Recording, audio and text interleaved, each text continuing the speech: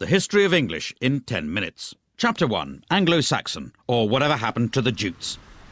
The English language begins with the phrase, "Up yours, Caesar," as the Romans leave Britain, and a lot of Germanic tribes start flooding in.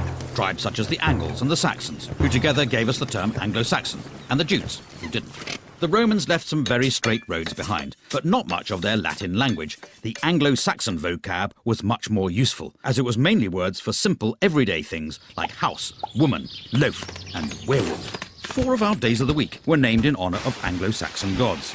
They didn't bother with Saturday, Sunday and Monday, as they'd all gone off for a long weekend. While they were away, Christian missionaries stole in, bringing with them leaflets about jumble sales and more Latin. Christianity was a hit with the locals and made them much happy to take on funky new words from Latin like martyr, bishop and font. Along came the Vikings, with their action man words like drag, ransack, thrust and die. They may have raped and pillaged, but they were also into give and take, 2 of around 2,000 words they gave English, as well as the phrase, "Watch out for that man with the enormous axe." Chapter 2. The Norman Conquest, or Excuse My English. 1066. True to his name, William the Conqueror invades England, bringing new concepts from across the Channel like the French language, the Doomsday Book, and the duty-free Gauloise multipack. French was de rigueur for all official business, with words like judge, jury, evidence and justice coming in and giving John Grisham's career a kick-start. Latin was still used ad nauseam in church, but the common man spoke English, able to communicate only by speaking more slowly and loudly until the others understood him. Words like cow, sheep and swine come from the English-speaking farmers, while the à la carte versions, beef, mutton and pork, come from the French-speaking toffs, beginning a long-running trend for restaurants having completely indecipherable menus. All in all, the English absorbed about 10,000 new words from the Normans, though they still couldn't grasp the rules of cheek-kissing. The bonhomie all ended when the English nation took their new warlike lingo of armies, navies and soldiers and began the 100 Years' War against France. It actually lasted 116 years, but by that point no one could count any higher in French, and English took over as the language of power. Chapter 3. Shakespeare, or a plaque on both his houses. As the dictionary tells us, about 2,000 new words and phrases were invented by William Shakespeare. He gave us handy words like eyeball, puppy dog and anchovy, and more show-offy words like dauntless, besmirch and lackluster. He came up with the word alligator, soon after he ran out of things to rhyme with crocodile. And a nation of tea drinkers finally took him to their hearts when he invented the hobnob. Shakespeare knew the power of catchphrases as well as biscuits.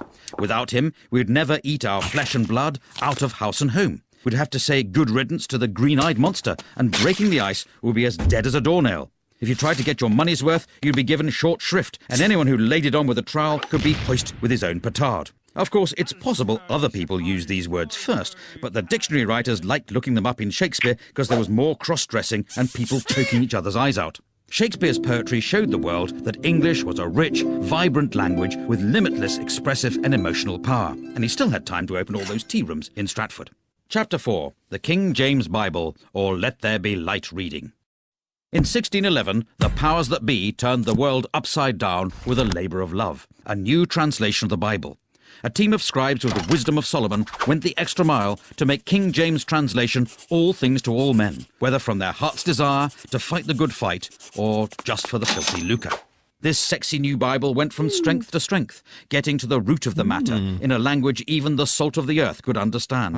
The writing wasn't on the wall, it was in handy little books, with fire and brimstone preachers reading it in every church. Its words and phrases took root to the ends of the earth, or at least the ends of Britain.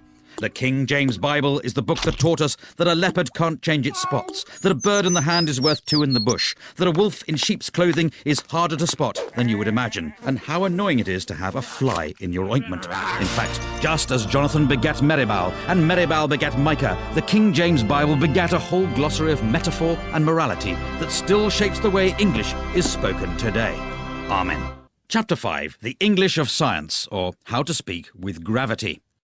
Before the 17th century, scientists weren't really recognised, possibly because lab coats had yet to catch on. But suddenly Britain was full of physicists. There was Robert Hooke, Robert Boyle, and even some people not called Robert, like Isaac Newton.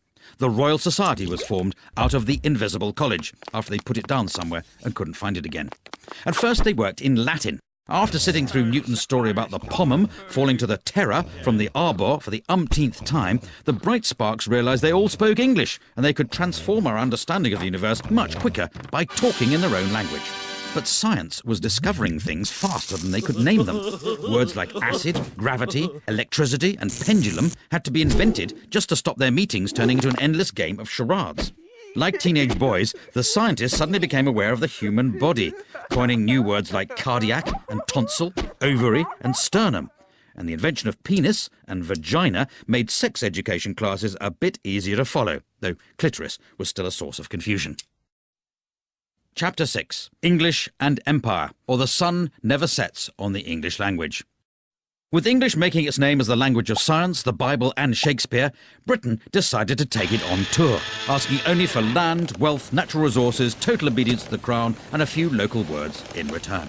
They went to the Caribbean looking for gold and a chance to really unwind, discovering the barbecue, the canoe, and a pretty good recipe for rum punch. They also brought back the word cannibal to make their trip sound more exciting.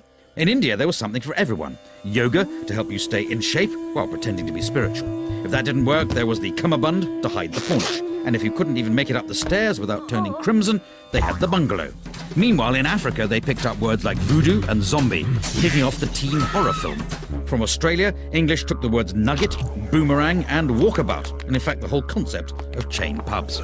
All in all, between toppling Napoleon and the First World War, the British Empire gobbled up around 10 million square miles, 400 million people, and nearly 100,000 gin and tonics, leaving new varieties of English to develop all over the globe. Chapter 7. The Age of the Dictionary, or the Definition of a Hopeless Task. With English expanding in all directions, along came a new breed of men called lexicographers, who wanted to put an end to this anarchy, a word they defined as what happens when people spell words slightly differently from each other. One of the greatest was Dr. Johnson, whose Dictionary of the English Language took him 9 years to write. It was 18 inches tall and contained 42,773 entries, meaning that even if you couldn't read, it was still pretty useful if you wanted to reach a high shelf. For the first time, when people were calling you a pickle herring, a jobbernowl, or a fopdoodle, you could understand exactly what they meant, and you'd have the consolation of knowing they were all using the standard spelling. Try as he might to stop them, words kept being invented, and in 1857 a new book was started that would become the Oxford English Dictionary. It took another 70 years to be finished after the first editor resigned to be an archbishop. The second died of TB, and the third was so boring that half his volunteers quit, and one of them ended up in an asylum. It eventually appeared in 1928, and it's continued to be revised ever since, proving the whole idea you can stop people making up words is complete snuff bumble. Chapter 8. American English, or not English, but somewhere in the ballpark. From the moment Brits first landed in America, they needed names for all the new plants and animals, so they borrowed words like raccoon, squash and moose from the Native Americans, as well as most of their territory. Waves of immigrants fed America's hunger for words. The Dutch came sharing coleslaw and cookies, probably as a result of their relaxed attitude to drugs. Later, the Germans arrived selling pretzels from delicatessens, and the Italians arrived with their pizza, their pasta and their mafia, just like Mama used to make. America spread a new language of capitalism, getting everyone worried about the break-even and the bottom line, whether they were blue chip or white collar. The commuter needed a whole new system of freeways, subways and parking lots, and quickly, before words like merger and downsizing could be invented.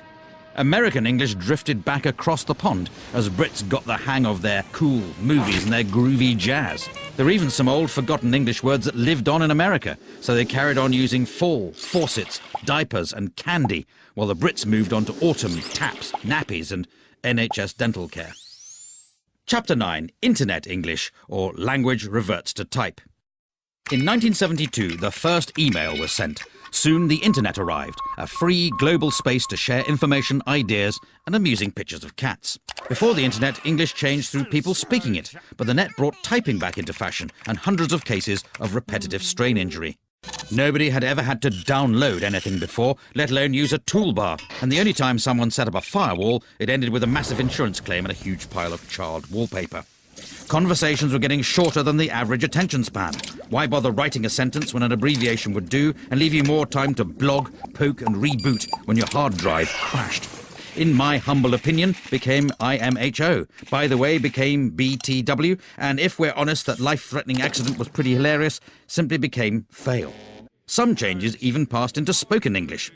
For your information, people frequently ask questions like, how can LOL mean laugh out loud and lots of love? But if you're going to complain about that, then UG2BK. Chapter 10. Global English, or whose language is it anyway? In the 1500 years since the Romans left Britain, English has shown a unique ability to absorb, evolve, invade, and if we're honest, steal. After foreign settlers got it started, it grew into a fully fledged language all of its own, before leaving home and travelling the world, first via the high seas, then via the high-speed broadband connection, pilfering words from over 350 languages and establishing itself as a global institution.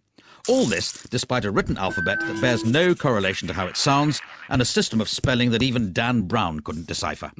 Right now, around 1.5 billion people speak English. Of these, about a quarter are native speakers, a quarter speak it as their second language, and half are able to ask for directions to a swimming pool. There's Hinglish, which is Hindi English, Chinglish, which is Chinese English, and Singlish, which is Singaporean English, and not that bit where they speak in musicals.